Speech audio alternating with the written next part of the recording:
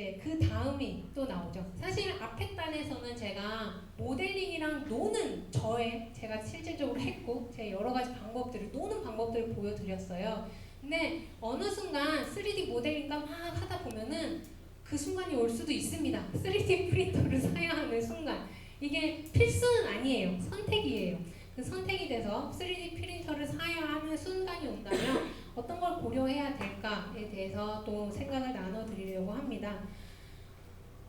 파쌤 3D 프린터는 추천해주세요가 정말 자고 일어나면 유튜브에 1개 이상 달려있는 댓글 중에 하나예요. 그래서 요즘에는 이 영상을 찍어서 영상 링크를 달고 있는데 정말 눈물이 납니다. 너무 힘들어 죽겠어요. 왜냐면 저한테 3D 프린터를 추천해 달라고 하는 말은 어떤 느낌이냐면 갑자기 모르는 사람이 다가와서 저기요 저 자동차 하나만 추천해 주세요. 무슨 자동차요? 몇 명이 탈 건데요? 뭐 SUV, 승용차, 트럭, 버스? 돈은 얼마나 있으세요? 그러니까 질문이 굉장히 많아지잖아요. 그거랑 똑같습니다. 아무것도 밑도 끝도 없이 저에게 3D 프린터를 추천해 달라고 오는 질문은 학교에서 쓸 건지 무슨 재료를 쓸 건지 아니면 뭐 예산은 얼마를 가지고 있는지 다 모르겠거든요. 근데 이렇게 질문이 들어오면 사실 난감해요. 그래서 혹시라도 뭔가 궁금한 사항이 있으면은 조금 더 질문을 구체적으로 뭐 예를 들면 A, B 모델을 뭐 비교하고 있다. 근데 잘 모르게 이 둘 중에서 선택을 못 하겠다고. 그러면 이제 그래서 선생님 A가 좋을까요? 학교에서 쓸 건데 A가 좋을까요? B가 좋을까요? 그러면 이제 제가 좀 더 답변을 제가 사용한 경험에 있어서 답변을 해드리기가 쉽겠죠. 그래서 3D 프린터 자체가 지금 이제 뭐 완제품으로 파는 것도 있고 그다음에 DIY로 파는 것도 있는데요. 사실 가면 갈수록 3D 프린터 추천해주기가 점점 더 어려워지고 있는 사실이에요. 제가 처음에 15년도에 이제 모델링 강의하고 이럴 때는요, 우리 한국에 3D 프린터를 판매하는 업체가 70개가 넘었어요. 근데 지금 30개도 안 돼요. 일단은 중국에서 거의 저가형으로 많이 들어오는 것도 있고, 그리고 단순히 3D 프린터 제조를 해서 판매를 하려고 했던 회사들이 많았기 때문에 많이들 이제 사업을 정리를 하셨는데요. 실질적으로 이 완제품과 DIY 제품은 차이가 꽤 있습니다. 그거에 따라서 이제 목적이나 어디서 둘 건지에 대해서 꼼꼼히 생각을 해야 되는데 여기 이제 저는 이제 학교에서 산다고 예상을 하고 몇 개 팁을 드리자면 실제로 이제 미국의 메이크 매거진에서 나온 기사 중에 하나예요. 학교에서 교실에서 3D 프린터를 사용할 때 구입할 때 고려해야 할 6가지라고 이 글이 나와 있고 이 글의 링크도 제가 지금 페이스북에 상단에 올려놨습니다. 그래서 이 글을 해석을 해보자면 6가지를 결국에는 제품의 신뢰나 속도, 프린팅 품질, 가격, 크기, 그 다음에 프린터 수 이렇게 나눠서 설명을 하고 있습니다. 이 내용을 간략하게 요약하자면요. 프린터가 비싸진다고 해서 반드시 퀄리티가 좋아지는 것이 아니다 라는 얘기가 나와요. 실제로 제가 출력해온 저 뒤에 있는 프린터는요, 제가 30만원 들여서 제가 만든 프린터로 뽑은 것도 있고요, 200만원, 300만원짜리 완제품으로 출력한 출력물도 있습니다. 구분할 수 있으세요? 가서? 구분 못 하시죠? 그러니까 지금의 3D 프린터, 그러니까 프린터 자체가 성장 중이기 때문에 사실은 100만원에서 200만원 된다고 퀄리티가 2배 좋아지지는 않아요. 물론 퀄리티는 조금은 좋아집니다. 근데 그게 2배 이상 좋아지지 않고 그 다음에 출력 속도를 무한정 빠르게 할 수 없어요. 일단 기본적으로 채택한 방식이 층층층 레이어를 쌓아서 올리는 방식이기 때문에 속도를 빨리게 하면 기계 진동이 발생한다거나 아니면 이제 모양이 틀어진다거나 생기기 때문에 어떤 프린터도 빠르게 계속 무한적으로 속도를 올릴 수 있는 프린터는 없습니다. 그리고 중요한 거는 학생들이 출력의 품질 깔끔하게 나오기 중요한 게 아니라는 거죠. 결국에는 내가 생각한 게 나왔어 라는 이 자체가 중요한 거지 품질이 중요한 거는 아니다라고 여기서도 얘기를 해요. 그리고 마지막에 이제 얘기했던 거는 결국에는 하나의 질 좋은 프린터보다는 여러 대 프린터 있는 게 학교는 더 좋더라라고 말을 합니다.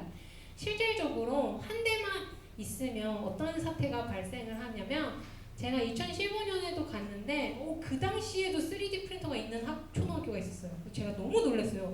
선생님 이거 어떻게 나왔어요? 그랬더니 이거 작년에 선생님이 사놓고 간 건데 아무도 쓸 줄 몰라서 여기 그냥 있어요. 이렇게 말씀하시거나 아니면 이게 한 대밖에 없어서 애들이 만졌다 고장날까봐 이거 못 쓴다고 그래서 이렇게 검은색 천으로 덮어놨다고 그러시더라고요. 그래서 아니 그러면 안 쓰실 거면 왜 샀어요? 라고 했는데 사실은 이게 프린터가 비싼 프린터를 사게 되면은 실질적으로 선생님의 입장에서는 학교의 이제 재산으로 잡히잖아요. 그러다 보니까 혹시라도 고장나고 뭔가 하게 되면은 당연히 번거스럽죠. 귀찮죠. 그러니까 이제 못 만지게 되면 학생들이 처음에는 와 3D 프린터다 하고 만지게 하면요 가요. 한 일주일 잠깐 만드는 거 보고 왔다가 금방 식어버립니다. 왜? 내가 할 수 있는 게 없으니까. 그런데 반면에 조금 더 저가형으로 3D 프린터를 여러 대를 사게 되면은 뭐 3명이서 하나를 쓰든 뭐 해서 이렇게 사용할 수도 있고 그 다음에 아시잖아요 선생님들 한 학생만 뽑아줄 수 없잖아요. 뽑으면 못해도 한 반 30명은 뽑아줘야 되잖아요. 한 대로 3D 프린터를 가지고 하시면은 제가 안타까운 사연이 하나 있는데 선생님이 학교 내에 출력소가 돼버리십니다. 네, 본인이 계속 이게 업이 되면 이걸 계속 뽑고 계세요 프린터로. 근데 사실은 선생님들 업무 되게 많으시잖아요. 근데 이거는 선생님이 뽑아주는 게 아니라 뽑더라도 학생들이 본인들이 만지고 본인들이 노하우를 쌓여서 본인들이 뽑아야지 그거를 선생님이 뽑아주기 시작하면요 정말 끝도 없습니다. 그래서 실질적으로 여러 대가 있을 때 혹시라도 한 대가 고장나면 저도 실제 봤어요. 한 대가 고장났어요.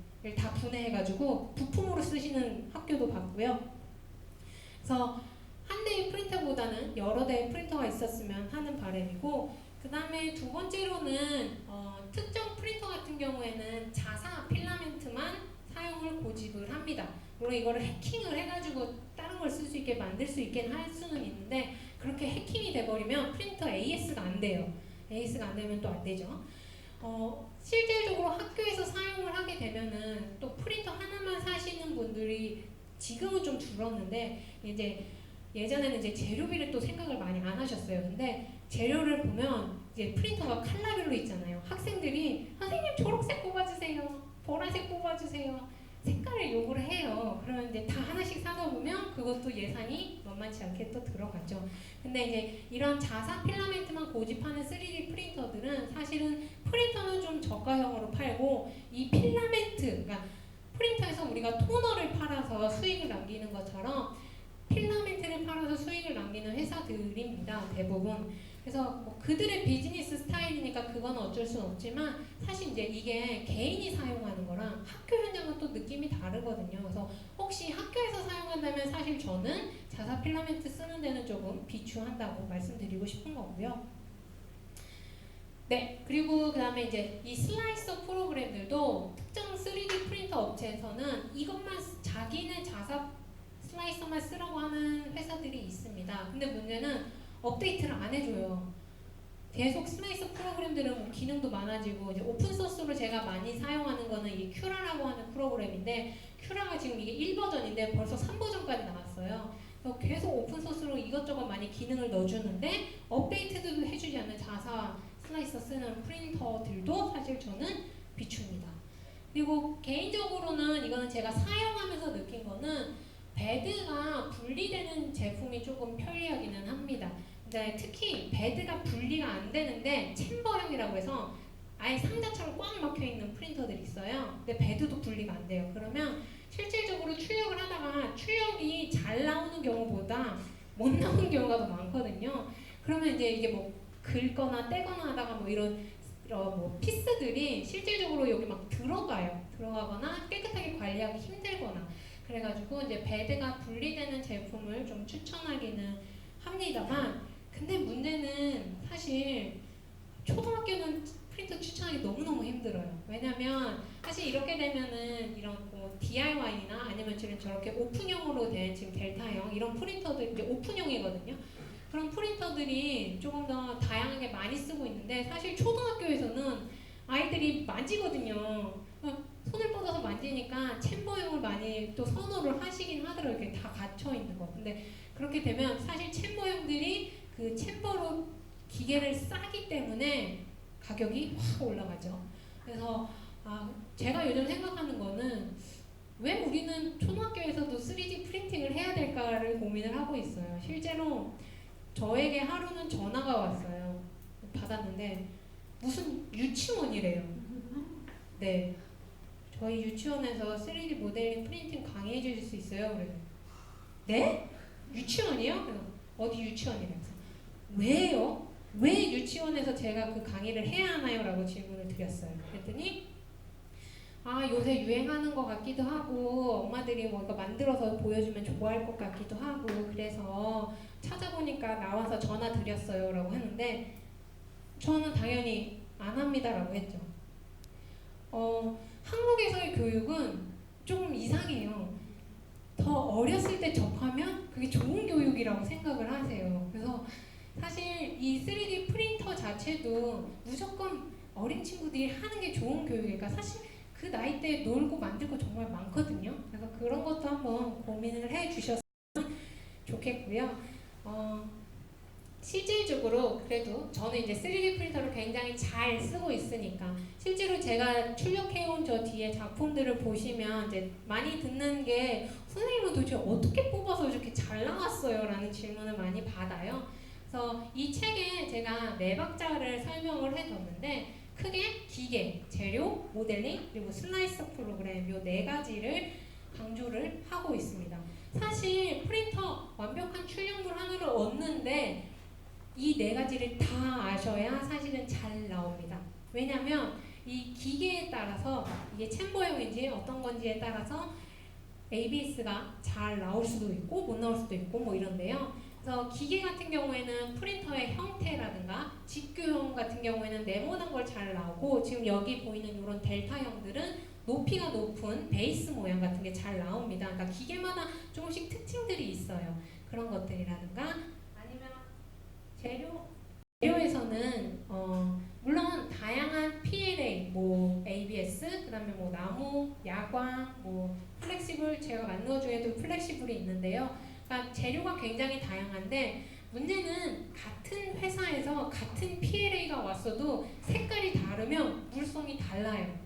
그래서 실질적으로 그 플라스틱에 그 색상을 내기 위해서 넣은 첨가류 때문에 재료의 특성이 그냥 이렇게 보시면 뭐 180에서 210도 사이 쓰세요 라고 힝 하고 주신단 말이에요. 근데 사실 그 사이에 다 잘 나오긴 해요. 근데 좀 더 깔끔하게 하려면 그 안에서의 정말 최적의 값을 찾아야 되는 일이 생기죠.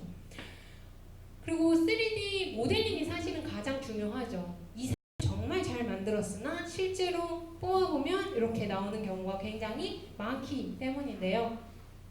실제로 이제 이 FDM 방식, 우리가 저가형으로 많이 쓰는 이 FDM 방식에서는 층층층 쌓아서 만들기 때문에 중력을 무시할 수 없고 형태를 무시할 수가 없습니다. 그래서 3D 프린팅이 잘 되는 모델링이 있고 그리고 오히려 이거를 더 활용을 해서 한 번에 출력했는데 연결이 되어서 나오는 파트들을 만드는 그런 모델링의 3D 프린팅을 위한 모델링의 강점도 있죠.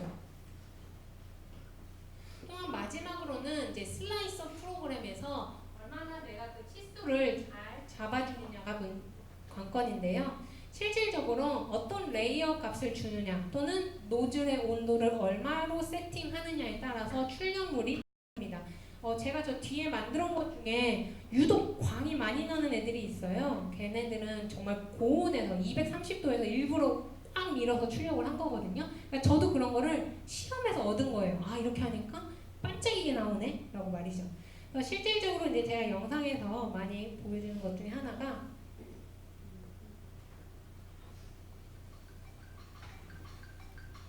저 뒤에 이 세 마리의 강아지가 있기는 합니다만 모델링을 완벽하게 하기는 했지만 서포터와 그림의 이런 개념이 없으면은 실질적으로 저렇게 예쁜 쓰레기를 만들 수 있습니다. 네. 그래서 저 다리 하나로 간신히 버티는 것 같다가 결국에는 떨어져 버리죠. 출력 걸어놓고 커피 한잔 하고 와야지 하고 왔는데 이렇게 나와 있죠. 이런 경험 아마 프린터를 처음 쓰시면 저 경험 많이 하실 거예요. 그래서 이제 브림이라고 해서 일부러 발바닥을 넓게 잡아주는 거가 있습니다.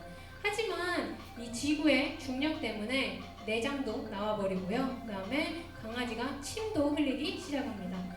그래서 이 중력을 결국엔 거슬릴 수 없기 때문에 공중에 뜬 형상을 잘 만들기 위해서는 서포터라고 하는 개념이 들어가게 됩니다. 그래서 브림과 서포터를 같이 선택을 하고 출력을 하게 되면 모양은 잘 나오지만 실질적으로 저게 다 사용되는 재료이고 시간입니다. 그래서 출력하는 시간과 재료가 올라가게 되죠. 그래서 3D 프린팅이 잘 되는 도형들, 모델링 등을 고민해 보시면은 저도 이제 그런 고민 많이 해요. 어떻게 하면 서포터 없이 빨리 뽑을 수 있을까? 어떻게 하면 브림 없이 조금 더 빨리 뽑을 수 있을까? 이런 고민들을 많이 하게 되고 아마 쓰셨던 분들은 이 고민에 공감을 하실 거예요. 그리고 실질적으로 제 책에 보시면 사실 저도 3D 프린터를 처음부터 이렇게 알았던 거는 아니에요. 2014년에 3D 프린터를 처음 뭔가 이렇게 만들기 시작하면서 정보를 찾는데 너무 뭐가 없더라고요. 특히나 저는 노즐 같은 경우에는 노즐이라고 영어로 검색을 했는데 정보가 안 나와요. 노즐이라고 검색하면 안 나와요.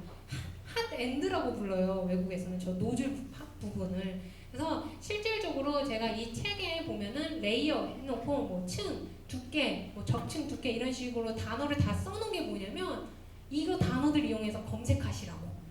혹시라도 제 책에서 궁금증을 해결하지 못한 부분들, 제가 있잖아요. 인터넷이 더 똑똑하다니까요. 인터넷이 더 많은 게 있기 때문에 그러면 키워드들만 잘 찾아내도 실질적으로 정보를 찾기가 요새는 3D 프린터를 사용하시는 분들이 많아져서 키워드만 좀 잘 하시면 검색이 됩니다. 그래서 그런 이유에서 제가 책을 만들 때 그러니까 이게 어떤 하나로 쓰는 게 아니라 베드 같은 경우도 뭐 베드 쓰는 사람이 있고 조형판이라고 부르는 사람이 있고 바닥인면이라고 부르는 사람이 다 다르거든요.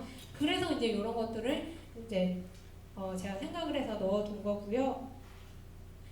실질적으로 정말 저도 많이 실패를 했습니다. 이게 제가 3D 프린터를 집에 혼자 사서 2달인가밖에 안 했을 때예요. 그때는 정말 집에서 여자애가 3D 프린터로 저렇게 계속 뽑고 있으니까 취업 안 하냐고 왜 이런 것만 만들고 있냐고 막 그랬었는데 실패만큼 제 경험이 가치 있게 이 책에 녹여 있는데 그 중에서 제가 가장 애정을 갖는 파트는 세 번째 이게 무슨 일이야?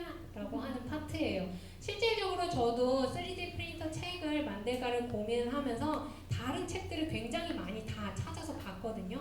근데 거기에 절대 없었던 내용이 왜 실패한 이유를 설명을 안 해주지? 라는 생각이 들었어요.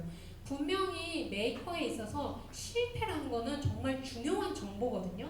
그 실패를 사람들이 다시 겪지 않고 아니면은 그거를 좀 더 발전할 수 있으니까. 그래서 이제 저는 실패했던 사례들을 다 일부러 모아서 책 뒤편에 녹여놨는데요. 실질적으로 여러 가지 원인과 이유가 있겠지만 그것도 뭐 출력 속도가 너무 빠르다. 그래서 잘 안 되면은 다시 92페이지에 가서 여기 설명을 다시 읽어봐라. 사실 이 책을 쓰면서도 제가 앞뒤로 페이지를 맞추고 정말 많이 노력을 한 파트이기도 합니다. 그래서 실제로 그 프린터 출력을 하시는 분들이 가장 팁을 많이 얻을 파트는 이 세 번째 파트일 것 같아요. 뭐 어떻게 해서든 3D 프린터로 학교에서 만들든 아니면 본인이 무엇을 취미로 만들든 간에 제가 또 드리고 싶은 말은요. 3D 프린터로 모든 걸 만들지 않았으면 좋겠습니다. 그러니까 3D 프린터를 처음 이렇게 접하시고 이제 빠지시면요. 이게 맞는 기계처럼 보이긴 해요. 저도 처음에 그랬어요. 맞는 것처럼 보이긴 하는데 사실 이 3D 프린터는 다른 재료와 함께 뭔가를 만들었을 때 더 가치가 높아지는 것 같은데요. 물론 저도 이렇게 많은 걸 만들고 있는 게 저 뒤에 보면은 요거 저금통이에요. 저금통인데 뒤에 저 산타 저금통 가져왔어요. 요게 운동화 끈입니다. 신고 버린 운동화 끈을 가지고 와서 저렇게 팔다리 모양을 만들었어요.